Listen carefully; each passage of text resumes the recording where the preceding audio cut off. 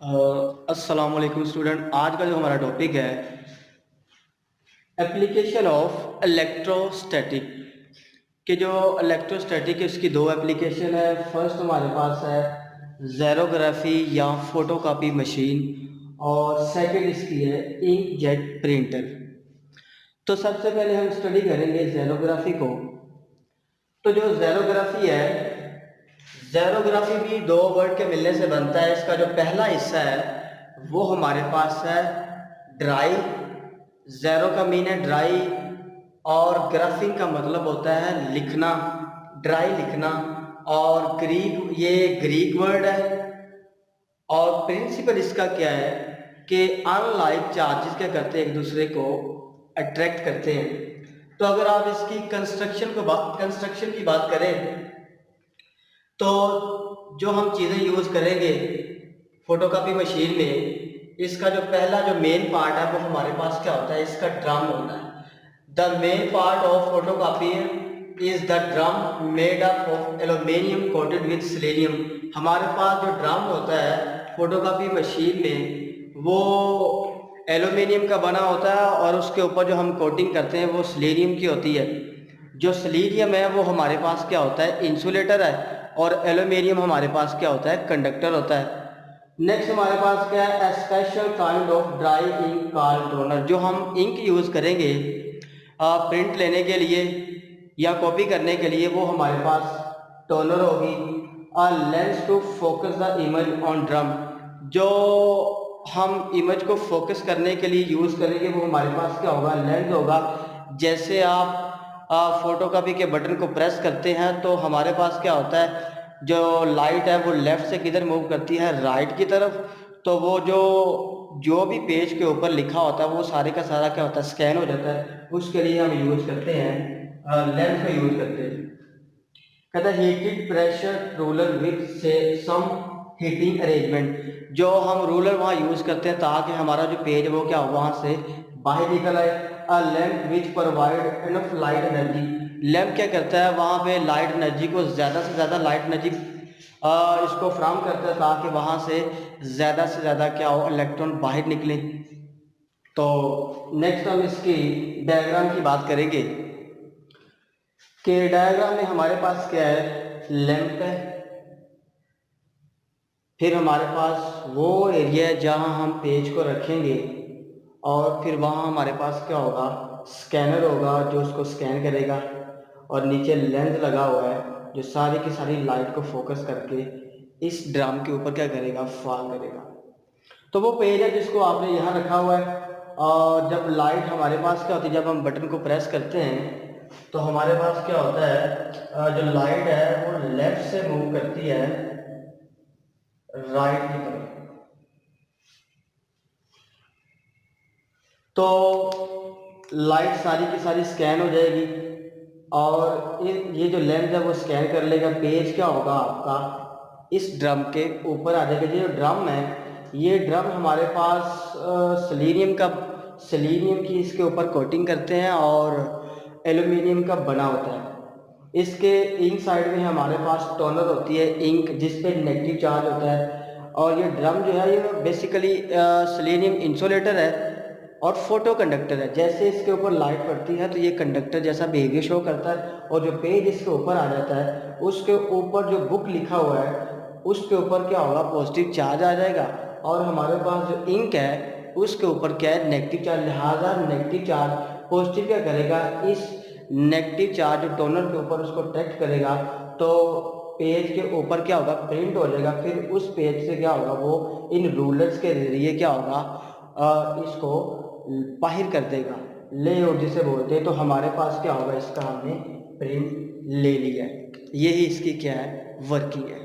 तो हम बात कर रहे थे इंकजेट प्रिंटर की कि हमारे पास इंकजेट प्रिंटर क्या होता है। कहता है an inkjet printer is a printer which that place very small drop of ink on to the paper. तो हम क्या करते हैं कि जितने भी हमारे पास स्मॉल स्मॉल ड्रॉप होते हैं इंक के, उनको हम क्या करते हैं, पेपर के ऊपर इमेज बनाने के लिए फॉल करवाते हैं। It use electric charge in its operation. हम क्या करते हैं, इलेक्ट्रिक चार्ज के ऑपरेशन के लिए यूज करते हैं। इसका प्रिंसिपल क्या है? Charge particle is deflected when passes through uniform electric field. जो हमारा चार्ज पार्टिकल है वो क्या होता है?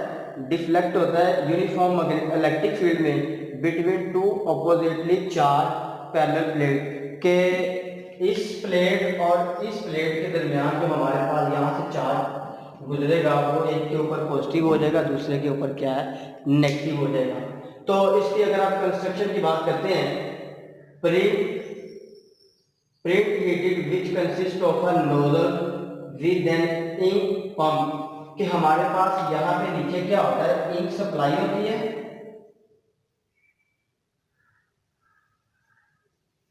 नीचे हमारे पास क्या होती है? Ink supply.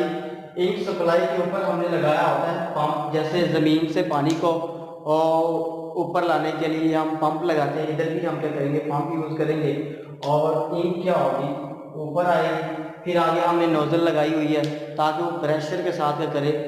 हर ड्रॉप को सेपरेट सेपरेट करे, फेंके। और यहाँ हमने चार्जिंग इलेक्ट्रोड लगाए हुए ताकि जो चार्ज है ये क्या हो, ये जो हमारे पास इंक गुजरी वो क्या हो? चार्ज हो जाए। इसके आगे हमने डिफ्लेक्टिंग प्लेट लगाई हुई है ताकि जितना भी चार्ज है वो क्या हो? बिल्कुल स्ट्रेट रहे। और जो जब हम क्या करेंगे? चार्जिंग इलेक्ट्रोड्स को ऑफ करेंगे तो हमारे पास क्या होगा? इस पेपर के ऊपर क्या होगा? प्रिंट इमेज बनना शुरू हो जाएगा। और अगर हम प्रिंट नहीं लेना चाहते तो क्या होगा? इसको हम ऑन ही रहने देंगे चार्जिंग इलेक्ट्रोड को। तो जितने भी हमारे पास इंक है वो क्या होगी? इस वेस्ट मटेरियल में चली जाएगी, जिसका नाम हमने क्या रखा है? गटर। तो ये आपका टॉपिक है। एमसीक्यूज हैं इसमें, या शॉर्ट क्वेश्चन है, लॉन्ग क्वेश्चन ऐसे पेपर में नहीं आते। अस्सलामुअलैकुम स्टूडेंट्स, आज का जो हमारा टॉपिक है वो है इलेक्ट्रिक फ्लक्स। फ्लक्स क्या होता है? Maximum number of line passing through any surface area is called flux. अगर इलेक्ट्रिक लाइन है तो इलेक्ट्रिक फ्लक्स, और अगर मैग्नेटिक लाइन है तो मैग्नेटिक फ्लक्स। तो डेफिनेशन लिखी है, maximum number of electric line passing through any surface area is called electric flux. कि जितनी ज्यादा से ज्यादा इलेक्ट्रिक लाइन किसी एरिया से गुजरेगी वो लाइनें उस एरिया का क्या कहलाएंगी? फ्लक्स कहलाएंगी। और फ्लक्स को ज़ाहिर करते हैं किसी स्केलर फंक्शन फाई से। अब हमारे पास डायग्राम है कि किसी दो एरिया है आपके पास, एक का नाम ए है और दूसरे का नाम बी है, और लाइनें क्या हो रही हैं? दोनों एरिया में से पास हो रही है। तो आप बड़ी आसानी के साथ देख के बता सकते हैं कि ए में से ज्यादा लाइन गुजर रही है एज कंपेयर टू बी, तो लिहाजा ए का फ्लक्स ज्यादा होगा बी से। इसी तरह phi is equal to E dot A, या अगर आप करें इलेक्ट्रिक फील्ड और एरिया का डॉट प्रोडक्ट ले तो हमारे पास क्या आ जाएगा? फ्लक्स आ जाएगा। और जब भी आप डॉट खत्म करते हैं तो आपने फर्स्ट ईयर में फार्मूला पढ़ा था, ए डॉट बी क्या होता है? A B cos theta. Same उसी फार्मूले को मैं ए डॉट ए के साथ लिख सकता हूं, ई ए cos थीटा। और जो हमारे पास इलेक्ट्रिक फील्ड है वो इलेक्ट्रिक फ्लक्स किन चीजों पे डिपेंड करेगा? वो तीन चीजों पे डिपेंड करता है। Number of electric line of forces per unit area, किसी एरिया में से जितनी लाइंस पास हो रही है उस पर डिपेंड करेगा। और साथ एरिया ऑफ द सरफेस, कि हमारे पास जो बॉडी है उसका एरिया किस तरह का है। और साथ कोई ना कोई एंगल भी तो बनेगा जब आपके पास क्या होगा? उस एरिया में से लाइंस क्या होंगी? पास होंगी। तो अब इसकी चंद बातें आगे कहते हैं कि if area and electric line are parallel to each other then flux is maximum. कि हमारे पास अगर एरिया ए और उसमें से पास होने वाली जो इलेक्ट्रिक लाइन ई है दोनों सेम डायरेक्शन में, तो हमारे पास फ्लक्स क्या होगा, तो फ्लक्स हमारा क्या है, मैक्सिमम होता है। इस बात को हम प्रूव भी कर लेते हैं। तो हमारे पास एरिया ए में से इलेक्ट्रिक लाइन ई गुजर रही है, तो एरिया और लाइन सेम डायरेक्शन में, तो एंगल कितना होता है, 0 डिग्री। तो फार्मूला होता है flux is equal to E dot A, E A cos theta. Theta हमारे पास है 0 डिग्री, तो cos 0 कैलकुलेटर आपको बता देगा 1 होता है, तो 1 को किसी भी नंबर से मल्टीप्लाई कर दे वो नंबर आ जाएगा। तो आपने क्या किया, फ्लक्स की वैल्यू फाइंड करें। If area and electric line are perpendicular to each other, then flux is minimum। कि अगर हमारे पास क्या हो, एरिया और लाइंस के दरमियान एंगल कितना हो, 90 डिग्री हो, तो हमारे पास फ्लक्स कितना होता है, ये हम देखते हैं। तो flux is equal to E dot A, E A cos theta, E A और थीटा हमारे पास कितना है, 90 डिग्री है, और cos 90 कैलकुलेट आपको करके बता देगा वो 0 होता है। तो 0 को किसी भी नंबर से मल्टीप्लाई करें, हमारे पास एंगल क्या रहता है, अगर आप 0 किसी भी नंबर से मल्टीप्लाई करेंगे हमारे पास क्या रहेगा, 0 हो जाएगा। पहले हमने देखा, हमने एरिया और लाइनों को पैरेलल रखा, फिर हमने परपेंडिकुलर रखा। अब हम क्या करेंगे, एरिया और लाइनों को परपेंडिकुलर ना रखेंगे और ना ही हम पैरेलल रखेंगे, बल्कि किसी एंगल थीटा पे रखेंगे। तो वो मैंने क्या किया है, अगर मेरे पास ये एरिया है जिसमें से सारी की सारी लाइनें गुजर रही थी, तो एरिया और लाइनें सेम डायरेक्शन में थी, फिर आपने ऐसे रखा, तो एरिया आपका ऊपर है, लाइनों की डायरेक्शन ये है, तो एंगल 90 डिग्री है। कहते हैं आपने ऐसे रखना है अब कि एरिया किसी एंगल थीटा पे यूं न ऐसे रखना है, ना आपने ना पैरेलल रखना है, ना आपने परपेंडिकुलर रखना है, बल्कि किसी एंगल थीटा पे रखना है। तो जब आप किसी एंगल थीटा पे रखेंगे तो हमारे पास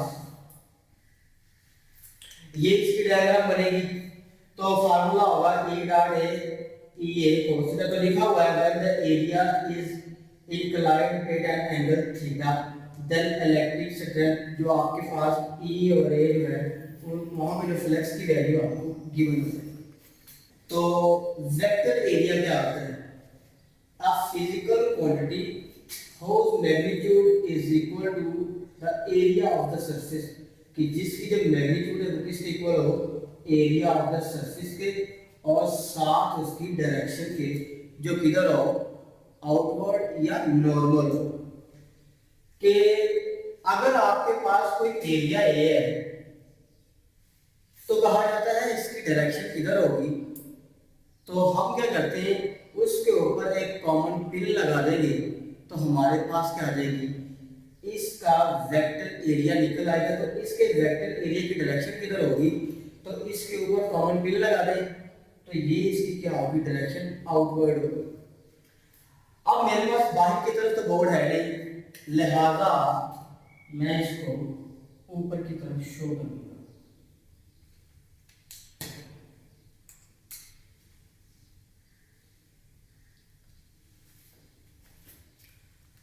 तो आपने क्या किया, वेक्टर एरिया को फाइंड कर लिया।